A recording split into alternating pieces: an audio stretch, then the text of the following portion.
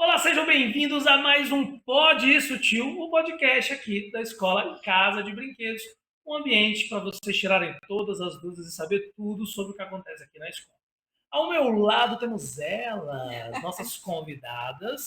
Do meu lado direito, a doutora Rayana Gondim, uropediatra Sim, e mãe da escola. com muito Agradeço orgulho. demais o convite. Eu vou chamar ela de Nana, tá? Porque é do jeito que a gente Sim. se conhece já há algum tempo, né?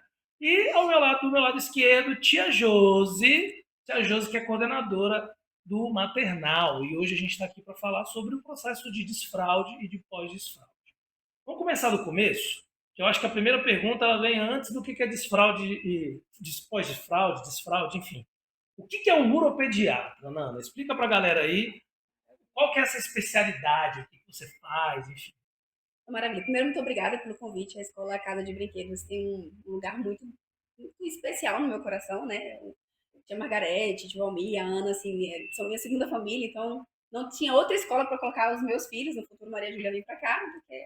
Você ia ter um problema se não colocasse. Exatamente. O problema é comigo mesma. Não era nem com a amizade. Bom, a uropediatria é uma especialidade que a gente tem dois possíveis caminhos. Então, a gente pode ir pela cirurgia pediátrica ou pela urologia. Eu fui pelo caminho da urologia.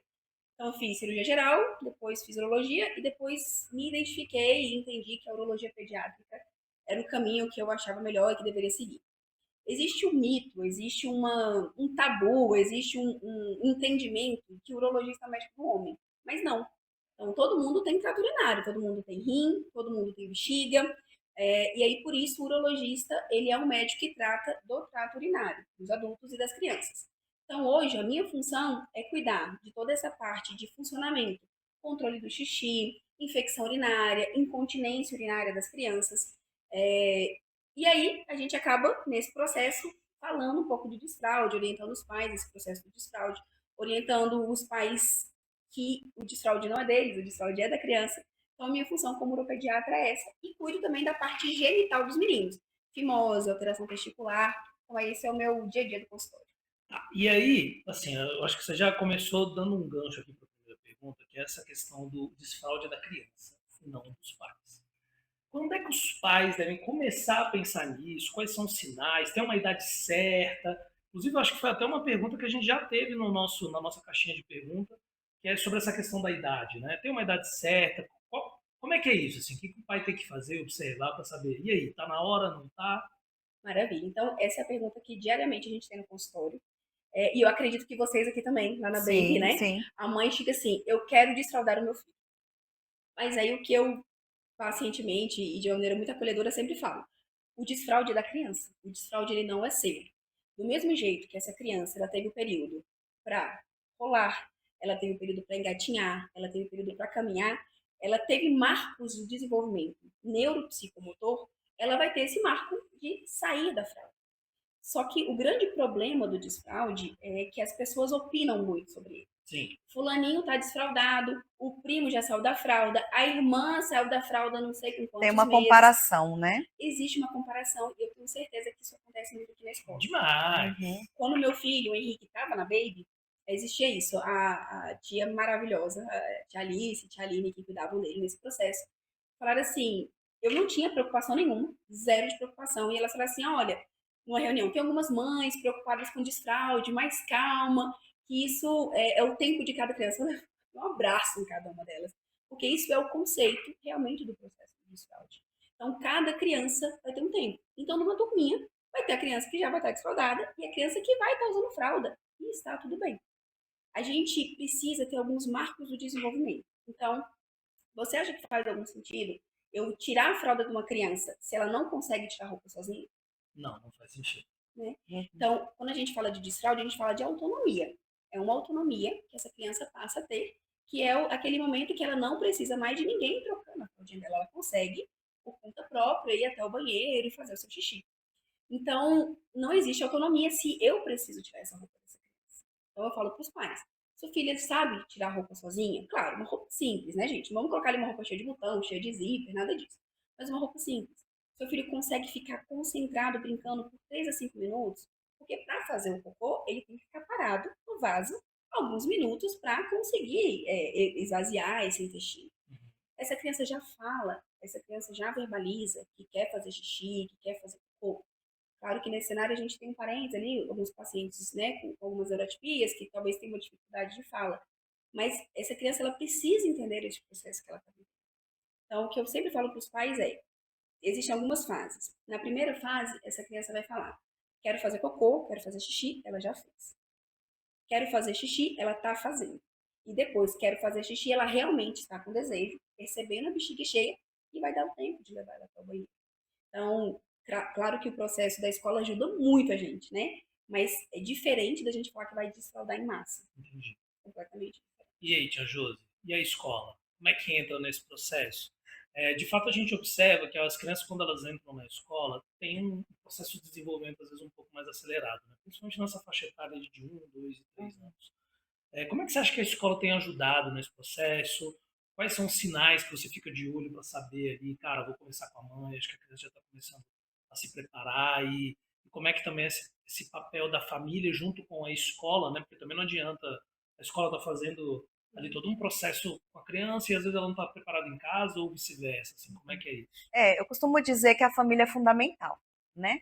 Então, quando a gente analisa, vê a situação, como a Nana está falando, da criança já verbalizar, da criança ficar incomodada que a fraldinha tá suja, então já pede para trocar, ou mesmo assim por imitação, vê o coleguinha indo ao banheiro, então ele já pede para ir também, mesmo que ele esteja de fralda, mas lá, vai lá, senta no vaso, né? Então a gente já começa a sinalizar para a família o que está acontecendo na escola. Então, a família precisa estar preparada também, né? Porque aí eu acho que o desfraude fica muito mais fácil, né?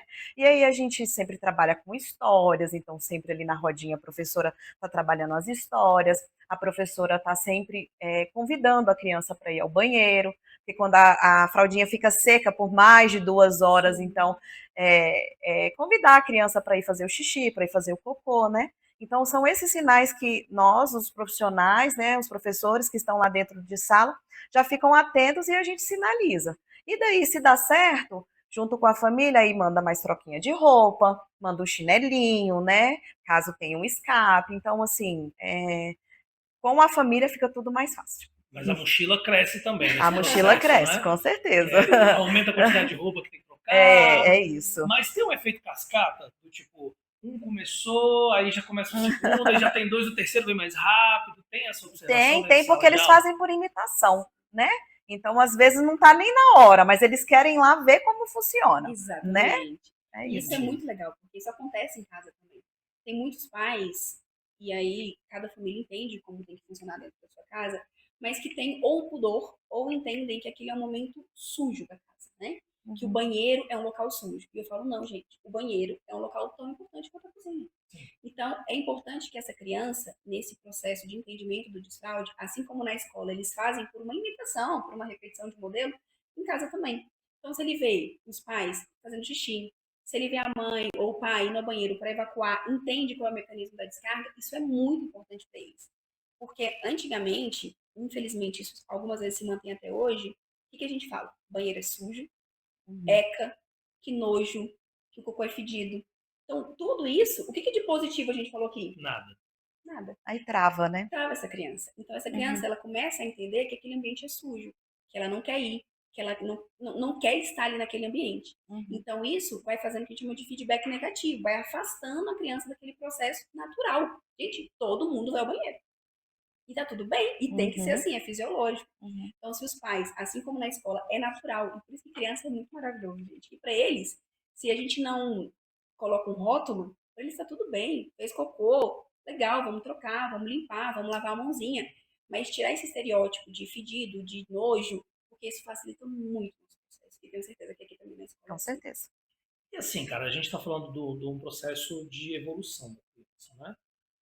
Mas, ao mesmo tempo que na escola, tem alguns marcos também que às vezes acabam acontecendo com as crianças, quando elas regridem, né?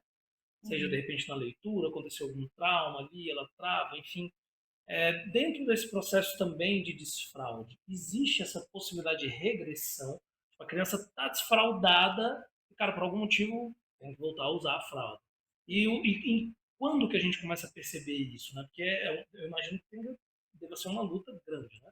é uma luta de É uma desfraldar, frustração. é uma frustração. E depois esse cara, bicho, eu vou ter que botar a fralda de novo nessa criança, assim.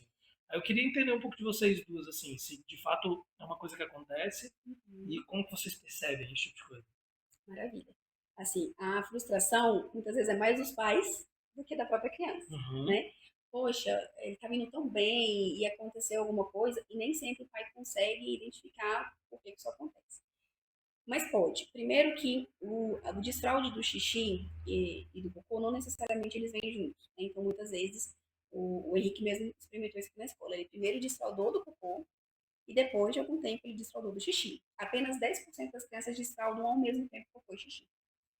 E o desfraude noturno, ele pode vir, às vezes, meses depois. Então, isso já é um ponto de não evolução, muitas vezes, que os pais acham normal. Uhum. Quando a gente fala da regressão, muitas vezes é um irmãozinho que nasceu, muitas vezes é um avô que faleceu. Houve alguma mudança de escola, de casa, alguma mudança na rotina que pode ter contribuído com isso. Até que aqui na escola, quando eu engravidei da Maria Júlia, a professora falou comigo: olha, não se preocupa se talvez o Henrique voltar a ter esses cálculos urinários. E isso aconteceu. O Henrique começou a fazer mais xixi na cama depois que a Maria Júlia nasceu. Durou ali 2 meses, ele foi acolhido, ele recebeu todo o apoio, todo o amor e parou de novo. Não precisei ter nenhuma medida de intervenção, nada disso. Mas a primeira coisa que eu falo para os pais é acolhimento. Cara, aconteceu, o escape vai acontecer, gente. É isso. Ela está em treinamento. Seu filho andou a primeira vez e nunca mais caiu? Não, já cai até hoje. Ele cai Eu até tô hoje. caindo aí, de vez em quando. A gente erra até hoje. Então, tudo bem, claro que não pode ter uma frequência muito grande. Mas é normal essa regressão, né? Então, principalmente ligado a esses fatores externos. É o que a gente percebe mais, pelo menos no consultório, que acontece. E aí, tia Josi? Eu acho que é importante esse acolhimento e não a criança ser punida, né? Sim. A gente não pode punir a criança por isso. Eu acho importante, eu gosto muito de falar que a gente pode fazer festa, que deu certo, mas se deu errado, acolher a criança e dizer, tá tudo bem, acontece, vamos lá limpar, né? Não deixar ela envergonhada, porque aí também pode acontecer, né? Tranca ainda mais. Para trancar, isso. Isso é um retrocesso ainda maior. Uhum. Eu concordo 100%, Tia Josi, porque assim, deu certo, filho, e essa recompensa, essa festa, não precisa ser um doce, um brinquedo, nada grandioso, mas essa, poxa, filho, que legal, que deu certo, você conseguiu. Um elogio, você é né? um campeão, é isso mesmo. Uhum. E na hora que não, que teve um escape, que teve um xixi ali a mais, poxa, filho, tá tudo bem. Porque antigamente tinha isso, você fez o que você quis. Você vai limpar o que você sujou. Sim, tem isso mesmo. Gente, assim, tá aprendendo. Vai ter que dormir no colchão molhado, né? Coisa Exato, assim. Como uma assim, punição, uma né? punição. Você vai lavar sua roupa. Assim, não agrega. Não, mesmo. Não faz Não sentido. faz sentido. E na escola, obviamente, coisas que a gente orienta os pais a não fazer, né, tia Josi? É isso.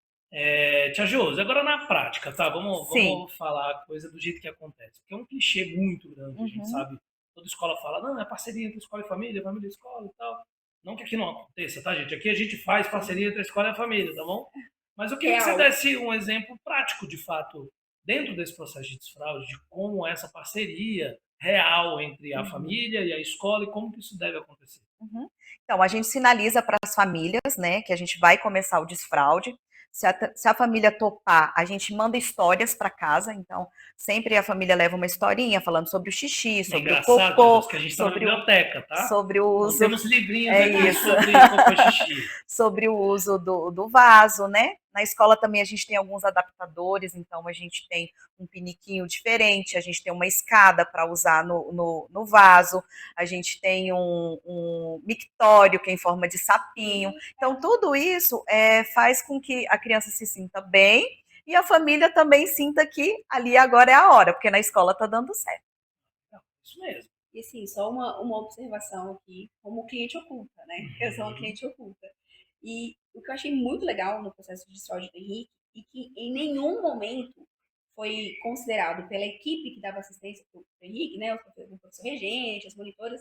Não, você sabe como é que é, te vira em casa. Se vira. Não, todo momento as professoras me trataram, mãe, você é uma mãe, e aqui a gente vai te orientar como é que vai ser feito na escola. E eu achei isso muito legal, porque isso mostra para mim quão preparados esses professores estão realmente para lidar.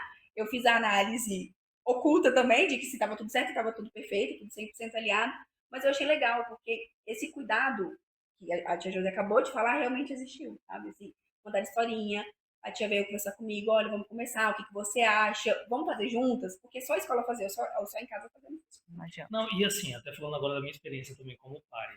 Pra quem não sabe, gente, eu tenho um filho também que tá na Baby, né? E o Murilo, a Josi e a Nana acompanharam, o desfraude dele foi muito rápido. Foi muito. Foi uma coisa, tipo, estalar de dedos, assim, uma semana mesmo já tava desfraudando. E aí eu achei na minha cabeça que, tipo, beleza, todas as crianças meio que já, É assim. da idade dele, já estão, assim. Na primeira reunião de pais, Uhum. do Maternal 3, né, o Murilo tá com 3 para 4 anos, a gente conversando, alguns pais ainda e tudo. E aí entra nessa questão do tempo da criança, né? Isso. Eu sempre achei na minha cabeça que 2 anos é a idade. Sim. E aí fica a pergunta, existe uma idade? Não existe uma idade? Uhum. A partir de qual idade a gente tem que começar, talvez a palavra não seja forçar, incentivar? Como é que vocês enxergam isso? O que eu vejo aqui na escola, que obviamente como a gente tem o maternal 1, o maternal 2 e o maternal 3, o 1 são das crianças de 1 aninho, então é natural que nenhuma delas esteja Nem se desfraudada. discute isso, né? A partir do maternal 2 que começa essa discussão, né, tia Ju? Isso Então, mesmo. por isso que na minha cabeça 2 anos era a idade. Assim. Mas que não significa que eu não tenha crianças no maternal 3 que usa fralda, Então, né? essa que foi a minha surpresa. Porque na minha cabeça, 100%. todo mundo, a turma do Murilo E já foi foi suave todo mundo com e tal. todo mundo. Então eu queria entender isso de vocês. Assim. Tem uma idade, a partir de qual idade eu tenho que, pô, meu filho ainda não desfraldou, ele tá, sei lá, com 3 para 4. Quais alertas que a gente tem que ficar de olho? Tem uma idade certa para desfraldar? Enfim, o que vocês podem falar para os pais aí em relação a isso? Uma idade certa não tem, não existe esse marco. Existem esses marcos de desenvolvimento. Essa criança concentra, essa criança sabe tirar roupa, essa criança pede para fazer xixi, essa criança começa a demonstrar interesse. Isso tudo são marcos de desenvolvimento. E não necessariamente vai estar correlacionado ali com 2 anos. O que alguns estudos mostram é que não existe um benefício em você forçar ou você hiperestimular um desfraude abaixo de 27 meses. Então, claro, vai ter criança que com 2 anos vai estar desfraudada e está tudo bem porque foi natural dela. Mas abaixo desses 27 meses, a gente sabe que esse desfraude pode ser mais lento, ele pode ser mais arrastado, ele pode ter mais escape. E aí fica nessa frustração, não está dando certo. Meu filho tem algum problema. Com 36 meses, cara, 87 a 90% dessas crianças vão estar desfraudadas, pelo menos durante o dia. O desfraude que me preocupa mesmo é aquele noturno em criança com mais de 5 anos de idade. Então, se a criança tem mais de 5 anos, né, e ainda faz xixi na cama, ainda precisa dessa fralda, essa criança a gente classifica como enurese noturna, que é o xixi na cama, e aí ela precisa de uma avaliação para a gente entender a maturidade. Mas ainda assim eu nem classifico como doença. A gente nem entra nesse mérito. Mas ali, se a gente fosse pensar numa média, né, considerando que é uma escola e tal, com 2 anos e meio, boa parte dessa turminha vai estar caminhando, vai estar neste processo de desfraude, não necessariamente desfraudada, mas vai estar nesse processo de desfraude. Com 36 meses, mais de 80% dessa turminha vai estar desfraudada.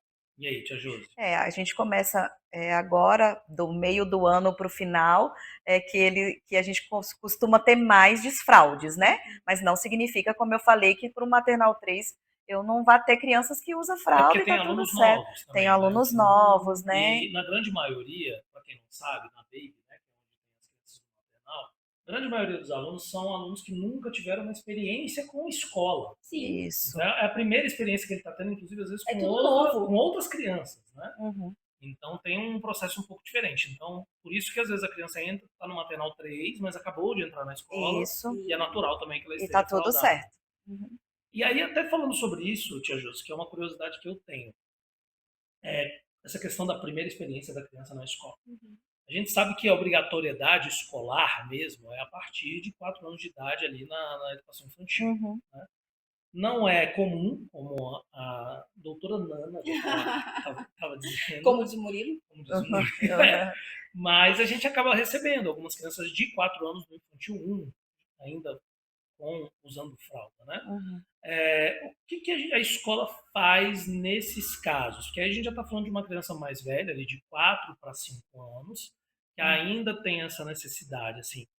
Qual que é o posicionamento da escola? Como que a gente faz isso com as famílias? E aí eu queria até passar essa bola também para a Nana para falar qual dica que você poderia dar para uma situação dessa. Como a gente disse, o importante é o acolhimento, né? Então a gente precisa acolher essa criança e não expor, né? Então na hora que vai levar ao banheiro, levar a criança, né, Até sozinha, porque nessa idade as crianças elas já entendem o que elas está apontam, né? acontecendo. E entendem isso, apontam. então ela vai se sentir envergonhada, né? Então, quando aqui, já vem aqui para a escola, leva ao banheiro, a monitora leva, já leva ela sozinha, então ela entra lá e faz o xixi, ou então vai trocar a fraldinha, então, para que ela não se sinta envergonhada e acolha. E aí a gente precisa conversar com a família para saber o que está acontecendo, né? O porquê que ainda está, né, usando a fralda, né? E aí montar as estratégias para que a gente possa começar o desfraude, E não aí, é Nana, isso? que É dica que bem você isso, poderia assim. dar para essas famílias? Primeiro a gente entender se existe, se essa família tentou, se já teve Uhum, alguma tentativa, porque às vezes nem nem tentativa E teve, tentou. aí tem né? uma questão de comodidade, né? É muito cômodo, gente. A criança que usa fralda, você sai com ela, você não tá preocupada.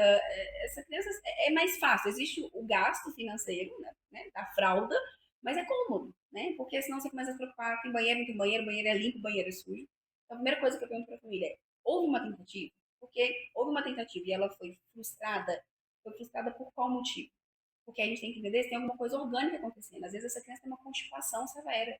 E aí dói para ela fazer cocô. E ela não quer fazer cocô.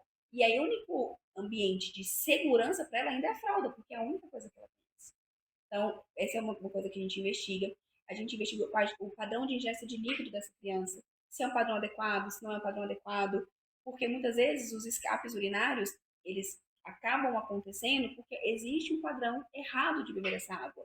Existe um horário errado de oferta dessa água. Uhum. E a gente entender também se tem alguma alteração anatômica que justifique isso. A gente sabe que os pacientes que às vezes têm estão no espectro autista, os pacientes que às vezes têm uma hiperatividade, os pacientes que têm o TOD, a tensão no corpo desafiante, eles vão ter um mecanismo de funcionamento cerebral de maturidade diferente por conta dessa bexiga. Então, muitas vezes a gente precisa entender o que pode estar ali rodeando esse desfraude que possa justificar esse desfraude dito tardio. Não é o mais comum que a gente tem no consultório de crianças típicas com 4 anos usando fralda durante o dia, mas durante a noite é muito comum. Por quê? Essa criança, muitas vezes, ela passa o dia na escola ou o dia em alguma outra atividade e bebe líquido, aqueles golinhos. Chega à noite, ela chega em casa, ela quer beber esse copo d'água 30 minutos antes de dormir. Mas ela vai fazer xixi na cama. Então, isso tudo faz parte dessa consulta para a gente entender como é que está essa logística de funcionamento comportamental e de alimentação em casa. Cara, e falando sobre essa questão do desfraude noturno, né? Será que a gente pode separar aí diurno e noturno? Perfeito, é isso mesmo. Tirando 10, por exemplo, eu vou dar um exemplo lá de casa, né? O Murilo, ele é batata. Vai dormir, ele pede, papai, minha água. Uhum. Então ele só dorme se ele tiver uma garrafa de água perto dele. E agradece a Deus que ele não vai na cama. Então, é isso que eu ia perguntar, entendeu? Porque Ajoelha eu não sei qual que é o lance dele, tipo assim, ele acorda, tá lá, e ele bebe essa água, ele bebe, consome essa água. consome, e tem que estar gelado. Se tiver quente, ele acorda, me acorda de madrugada para trocar a água. E ainda existe esse lance. Ou no Stanley lá do E- lado. É exatamente isso, é uma questão. A gente fica do lado dele porque a água tem que se manter fria. Como é que é isso, cara? É da criança, beleza? Confesso até que ele tem raros episódios de escape noturno e tudo. Sim. Mas é bom que isso aconteça? A criança tem Não. ali uma água perto na madrugada? Não. Não que seja ruim. Não é ruim a pessoa consumir líquido no período da noite, mas não é normal. Tá? Por quê? Isso mostra pra gente, em algum grau, que existe algum nível de desidratação ao longo do dia. Porque, gente, o que eu sempre falo para os pais, e assim, eu vou falar para essa câmera, porque isso é muito importante. O desfraude, ele é muito importante, mas o hábito comportamental também. Quando essa criança sai da fralda, tudo, absolutamente tudo é mais importante do que parar para ela. Sim. Então, ela posterga a micção por muito tempo. Posterga a ingesta de líquido por muito tempo. Então, às vezes, essa criança passa o dia inteiro em atividade escolar, na natação, futebol, integral, que seja, e ela não consome o padrão de água que deveria consumir. Chega à noite, ela está com sede. Além disso, depende muito do que a gente consome de alimento no período da noite. Se for um jantar, se esse jantar for um pouco mais salgado, puxado para o sal, né? Ou se essa criança consome doce à noite. É muito comum a criança, às vezes, comer um docinho ali depois do jantar, e isso vai aumentar a necessidade dela de beber água.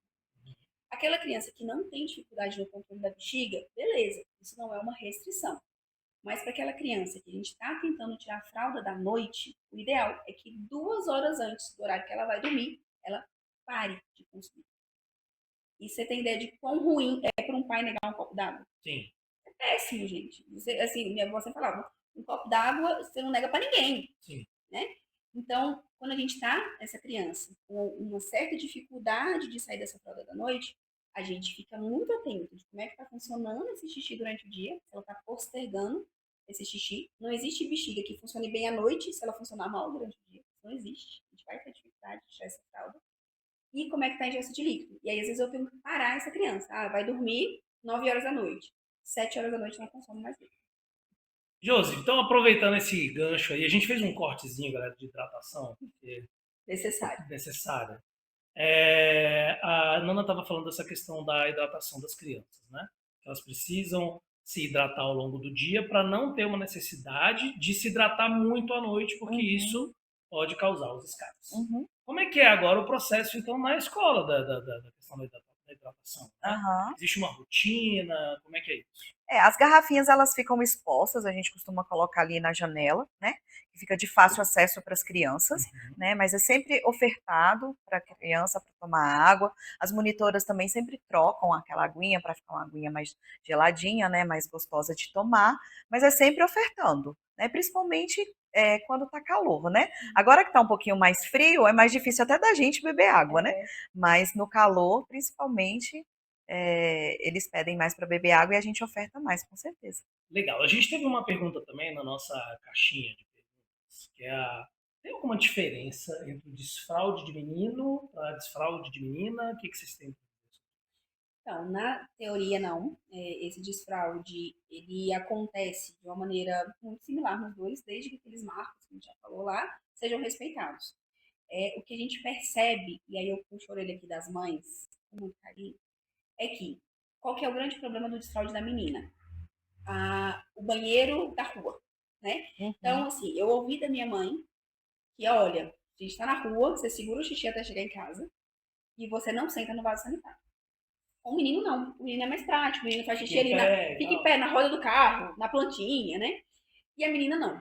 Mas um apelo e um pedido que eu faço para as mães. O Covid veio, trouxe muita coisa ruim, mas ele também trouxe uma coisa boa, que todo mundo tem um álcool hoje na bolsa, um álcool gel, um álcool spray. Então, se você tá na rua com a sua filha... Então, os estabelecimentos também. Sim, já fornece, oferece. Esqueceu, de repente, um restaurante? É fácil de achar.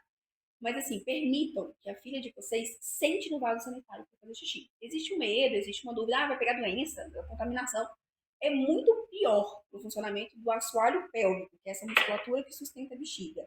E para o funcionamento da bexiga, a criança fazer xixi em pé, aquele meio que se equilibrando, do que sentar para fazer xixi. Então, o principal desfraude entre meninos e meninas está nesse posicionamento, nessa possibilidade de oferta, né, de banheiro com uma certa facilidade. Então, o que a gente percebe hoje no consultório é isso. As meninas tendem a ter mais constipação por conta disso. A mulher tem mais constipação por conta disso. E elas, depois que saírem, depois dos 2 anos de idade, têm mais infecção urinária também por conta disso. Elas acabam segurando por mais tempo. Uma dica também é assim, lá em casa a gente sempre anda com aquele lencinho de lisoforme. Lisoforme, né? Que é maravilhoso. Cara, a gente não sai de casa sem aquilo. Aí entra no banheiro. E se deixar a criança que ela lamber, ele cheira. Não, o Murilo, assim, ele tem o hábito de quando ele vai fazer cocô, ele tira tipo a roupa toda. E ele está de parabéns, foi orientado pela tia Nana. Fico muito orgulhosa. Imagina ele no restaurante. Eu fico orgulhosa mesmo assim. Pelado, jogando roupa pra todo lugar. Enfim, não, já explica logo aí. Né? Por favor. Gente, pra criança fazer xixi, fazer cocô, o ideal é que ela baixe toda a roupa. Porque o que acontece? Quando a menina ou o menino vai fazer cocô e abaixa a roupa até a altura do joelho, os joelhos eles ficam grudadinhos. E aí isso não relaxa a pelve, isso não relaxa a musculatura aqui de baixo. Então o ideal é ou tirar toda a roupa, ou abaixar até aquele ossinho do pé, aquele ossinho do tornozelo. Porque aí você consegue afastar um pouquinho os dois joelhos e você consegue projetar o seu corpo levemente para frente. Idealmente em casa tenha sempre o apoio dos pés também para essa evacuação. Mas o ideal é isso, assim, você abaixar toda a roupa, tirar toda a roupa, para você conseguir relaxar essa musculatura e esvaziar completamente a bexiga e esvaziar completamente o intestino. O melhor dos mundos seria se os meninos aprendessem a fazer xixi sentado. Culturalmente, isso é uma briga muito grande. Mas o jeito certo de aprender a fazer xixi, o menino, também é fazer sentado, para depois, se necessário for, ele progredir para fazer. Entendi. E aproveitando esse gancho também, Tia Júlia, como é que é esse processo na escola, do acompanhamento da tia quando vai no banheiro? Lembrando, gente, que para quem não conhece, né, a casa de brinquedos Baby, os banheiros eles não têm porta, né? O box, no caso, o banheiro tem porta, o box onde a criança faz o cocô e xixi não Não tem, tem. justamente por dois motivos, né? Para a gente poder ajudar no processo e a Isso. gente ver o que está O que está acontecendo, acontecendo. né? Aham. Então, conta um pouquinho, Tia Josi, desse processo de levar as crianças no banheiro, como é que as tias fazem ali na questão da higienização e etc. Uhum. As crianças nunca vão ao banheiro sozinhas, nunca. Sempre tem uma monitora ou a estagiária que está ali para acompanhar esse processo. Uhum. Por orientação da Nana, todos os banheiros, tanto da Baby quanto aqui da ECB, a gente tem um banquinho Sim. para facilitar para fazer o cocô, né? Então, eles ficam ali, eles colocam um pezinho que fica na posição que fica mais confortável para fazer o cocô, E na né? Baby os vasos são todos pequenininhos. São então, todos Sim. pequenininhos. Aqui também, aqui na ECB, na educação infantil. Na educação elas são infantil, maiores. Então, a gente tem essa preocupação.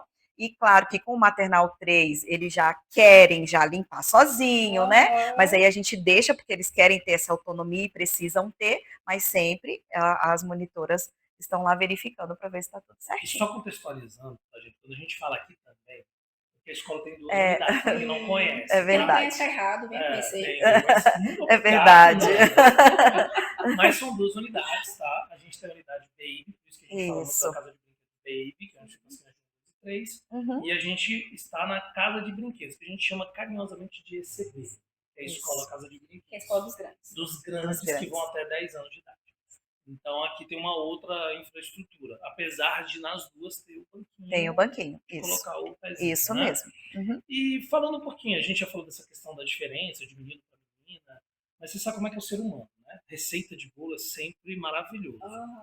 Então eu queria entender, assim, tem um processo bem definido, uma metodologia, alguma coisa assim que é interessante, um passo a passo que os pais podem seguir, ou não? Assim, eu imagino que não, né? Mas se tivesse, o que seria, assim? Se tivesse um passo a passo, seria respeite o tempo do seu filho, o destrar o dia dele não é seu. Primeira coisa que eu falo. Bom, não, tô brincando. É isso, não, brincadeira.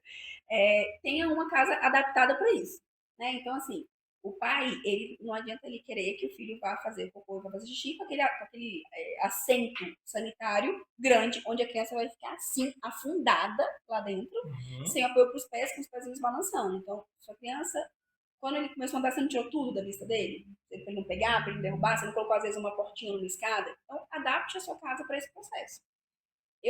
Rayana, particularmente, tenho um amor infinito pelo pinico. Por quê? O pinico ele traz muita autonomia para essa criança. Ele é fácil de lavar, ele é fácil de higienizar e essa criança pode colocar o pinico em qualquer lugar. Lembra que lá atrás a gente conversou que não é para falar eco, que nojo, que sujo. Não, gente, é normal. Então ele pode, no início, principalmente para aquelas crianças que têm um pouco mais de resistência, colocar um pinico onde a criança se sente confortável. É na sala, é dentro do quarto. Às vezes isso ajuda muito nessa resistência ao toalete. Então, permita que essa criança entenda, permita que ele decore o pinico. Eu falo para as crianças, ó, aqui é adesivo, você vai colar no seu pinico. E a criança decora porque aquilo é dela, é o momento dela. Então, é legal que ela se sinta confortável com isso. Então, adapte sua casa para esse momento. Tenha muito acolhimento. Então, assim, tenha paciência. Vai ter escape de xixi, vai ter escape de cocô, vai ter que trocar mais roupa, e tudo bem. E os materiais didáticos que a tia Josi falou. Gente, hoje, se você jogar ali no Google, na Amazon, no meu Instagram, tenho várias dicas de livros. Aqui na escola, eu tenho certeza que se você falar com a tia Josi, Sim. ela vai dar pelo menos 5 opções de livros para você ler para casa, vai te emprestar, você devolva, mas ela vai te emprestar para você levar para casa. Mas entender que é um processo que você vai viver junto com a criança, e não pela criança. E aí, tia Josi? Alguma coisa que você pode acrescentar aí nesse passo a passo? É Ou só... a tia Nana ganhou 10? Ela Tá ganhou dividida 10, já. ela ganhou 10, mas é só mesmo enfatizar a questão do acolhimento, né? De não frustrar essa criança. Eu acho muito importante. E Nana, questão de higienização, assim. Aliás, antes de falar de higienização, falando um pouquinho até de saúde, de modo geral, quais são os cuidados assim, que a gente tem que ter nesse processo de desfraude com relação à saúde da criança, da higienização? As meninas, elas acabam demandando um cuidado um pouco maior, não que a gente não tenha que ter atenção, né, com os meninos, mas as meninas, a higienização, ela é sempre de frente para trás, né, então, fez xixi da vagina, né, da vulva, pro ânus. Fez cocô, mais uma vez, da vagina pro ânus. A gente nunca faz do ânus pra vagina pra gente não contaminar, pra gente não gerar uma contaminação. Então, essa higienização, ela é sempre da frente para trás, isso a gente já orienta até Era para as engraçado crianças. você tá falando assim, eu tô lembrando na época que eu limpava o Murilo quando ele tava de fralda. Era o contrário. Tudo bem que não é menina e tal. Mas você pode... Mas é um tipo de O Murilo, movimento ele é tão um natural que eu sobrevivente. não nem pensei nisso. Pois é. E os meninos também, o cocô de frente para trás, sempre. Então, é da bolsa testicular para trás. Então eu fiz errado. Eu tô falando que o Murilo é um Não, sobrevivente aqui, ó. sobrevivente. Porque ele poderia ter tido infecção urinária por uma contaminação preconcial. Entendi. Entendeu? É a da pelezinha ali que envolve o pênis. O menino também, da bolsa testicular para trás. É até mais fácil. Lambreca menos, bagunça menos. Nossa, nunca pensei nisso. E, tá vendo? Não é tão intuitivo assim. A gente Não, acha, pra mim né? o intuitivo é justamente o contrário. A gente acha que é intuitivo, e não necessariamente. E nos meninos, existe uma preocupação muito grande em relação à fimose. Esse que é aquela excesso de pele quando você não consegue expor. Então, o menino tem o pênis, tem um excesso de pele, quando você não abaixa, não consegue expor a cabecinha do pênis, esse menino tem uma fimose. E tá tudo bem até 3 anos de idade, não quero ninguém aqui doido preocupado com isso. Só que você vai sempre abaixar até onde dá.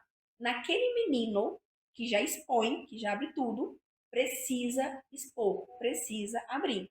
Sem forçar, sem tracionar, nada disso. Mas aquele menino que já tem essa mobilidade da pele, é preciso abaixar até onde dá, sem forçar, sem tracionar e higienizar. E orientar esses meninos a puxar para fazer xixi. Por quê? Eles querem fazer xixi assim, ó, com a mão aqui na cintura e achando que o xixi vai sair mirando certo.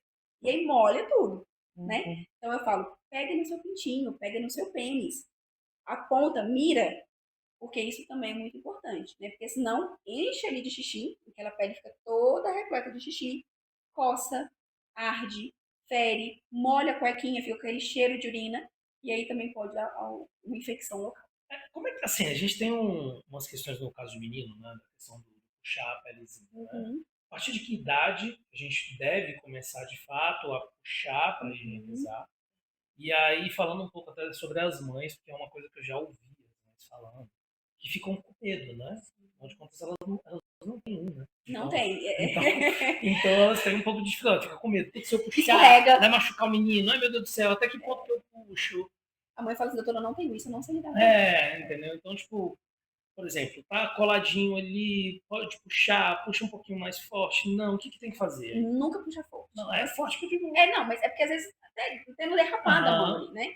Então, os meninos, eles 98% nascem com fimose, que é a incapacidade de abaixar essa pele. À medida que eles vão crescendo, isso vai progredindo. Chegou ali nos 3 anos de idade, normalmente 70% já expõe bem. E aí é expor até o limite, não é forçar. Então, abaixar devagarzinho, às vezes abre nada. Tudo bem, é isso que vai abrir. Mas sempre tracionar, sempre fazer essa leve tração para conseguir higienizar. Não precisa ficar preocupado em jogar sabão lá dentro, nada disso. Eu brinco que na cidade o pênis ele é autolimpante. Assim. Então você não precisa ficar preocupado de esfregar, de puxar, de usar cotonete, nada disso, tá?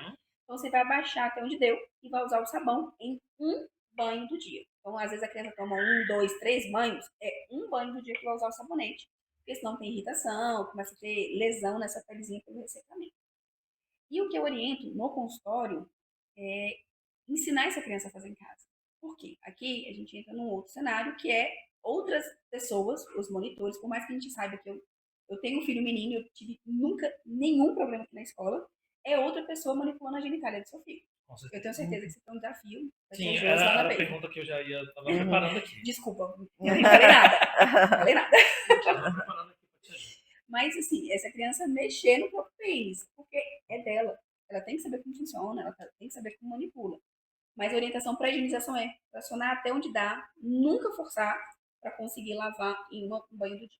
E aí, essa era a pergunta que eu ia fazer para a Josi, assim, como é que é essa questão da higienização, né? Eu sei que lá na escola, na Baby, eu acho que os meninos tomam banho toda hora, né? Sujou, lavou. Como é que é essa questão? Principalmente depois do cocô, né? Não é um banho completo de cabeça, a gente lava o bumbum, lava as partes que precisam ser lavadas, mas é um banho rápido, né? Para não ficar sujo, não poder assar, né? Então é uma higienização, um cuidado mesmo que a gente tem com as crianças. Mas a questão de higienizar o pênis, a gente deixa para a família que faz isso, né? A gente limpa direitinho, mas sem fazer esses cuidados que a Nana falou. E um outro detalhe também, até acrescentando, Tia Júlia, quando a criança também demonstra algum tipo de coceirinha, esse tipo de coisa, e a gente observa também na escola, a gente passa isso com as famílias, Isso, né? porque às vezes ou precisa de reforçar essa higienização em Sim, casa, sim. ou às vezes até procurar um Um profissional. profissional, é isso mesmo. Vamos lá, onde estamos? Já estamos chegando quase no final, tá, gente? Quase no final. Questão de rotina, Tia Josi. Como é que você pode. O que a escola faz aí para facilitar essa rotina do desfraude? Você já falou da questão do livrinho. Como é que é essa rotina dentro da escola, dessa criança que está aí nesse processo de desfraude? Basicamente, a gente sempre oferece para a criança a ida ao banheiro, né? Então, sempre é oferecido para ele ir usar o banheiro. E mesmo que não queira ir, ou mesmo que esteja com fralda ainda, vai com um amigo, e aí, né, aquilo que a gente já conversou, que tem a questão da imitação, né? Mas é basicamente isso mesmo. E aí, os que já estão desfraldados antes do lanche, depois do lanche, quando estão indo lá escovar os dentes, né? Então, sempre é oferecido para que não tenha escape. Mas se tiver, tá tudo certo. E a questão da recompensa? Como é que vocês veem? Porque a gente já falou muito do. Uhum. A criança fez, vamos fazer festa e tal, mas e a recompensa? O que vocês acham disso?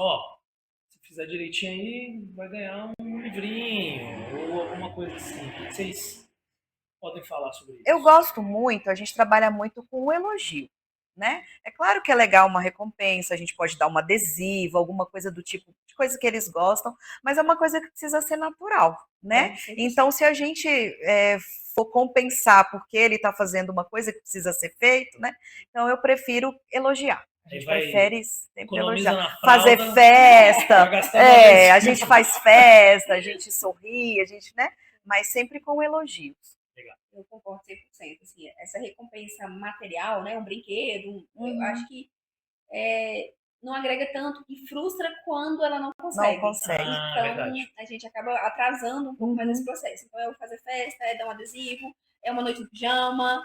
Eu acho que a gente tem outras maneiras de envolver essa criança sem essa recompensa material. Isso. Legal.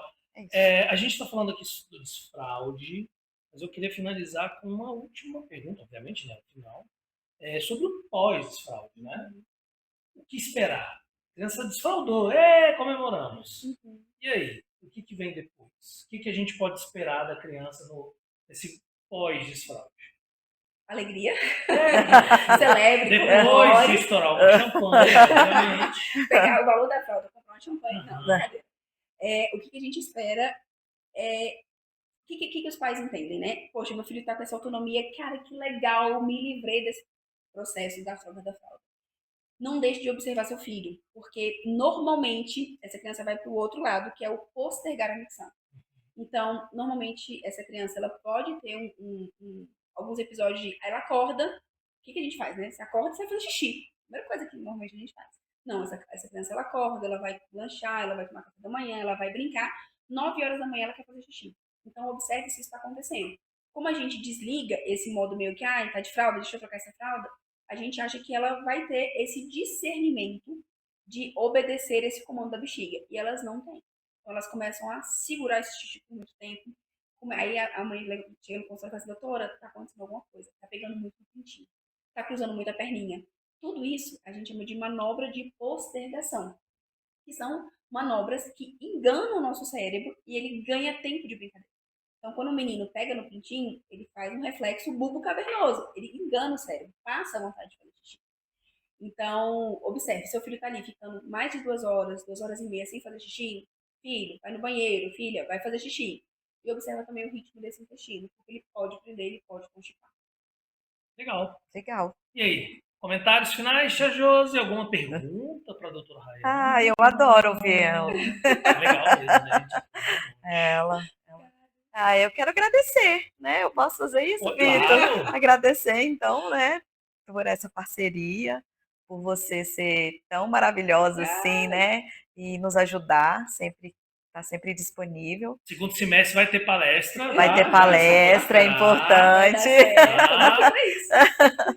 Eu que agradeço, né? Isso. Todo cuidado, carinho, que eu sinto que o meu filho, ele tá na extensão da minha casa. Eu sou muito grata, mais uma vez, quem não conhece a Casa de Brinquedos, quem conhecer, eu falo dessa escola para todos os lugares. Eu não moro tão próximo assim da escola, e eu faço questão de pegar o trânsito que for, trazer ele para cá, porque aqui eu sei que ele vai ser cuidado, ele vai ser acolhido. Se ele prender um dedinho ali, que esses dias ele chegou com um band-aid de dinossauro. Então, assim, eu sei que ele vai ser cuidado por, por pessoas que amam meu filho tanto quanto eu. Então, eu sou muito grata, sou muito feliz, e ele vai continuar aqui até não ter mais como. E, Nana, então, obrigado, tá? Agradeço demais sua presença aqui, Nana. Agradeço demais, Josi. Nana, fala um pouquinho aí do teu consultório, onde que fica, quem quiser falar contigo, como é que te encontra. Para me encontrar é muito fácil, então pode me encontrar no Instagram, no @RaianaGondim. Depois eu vou pedir para os meninos marcarem aqui no Instagram, na descrição do vídeo. Eu atendo aqui no DF Plaza, bem próximo da escola, então vai ser um prazer atender vocês lá. E atendo também na Asa Sul, tem um consultório lá, nosso consultório chama Renovare. E a gente vai disponibilizar para as mães aqui da escola Casa de Brinquedos um e-book sobre desfraude para facilitar um pouquinho esse entendimento para vocês. Então, Exclusivo para Casa de Brinquedos. Então, olha só, esse podcast está sendo gravado, tá?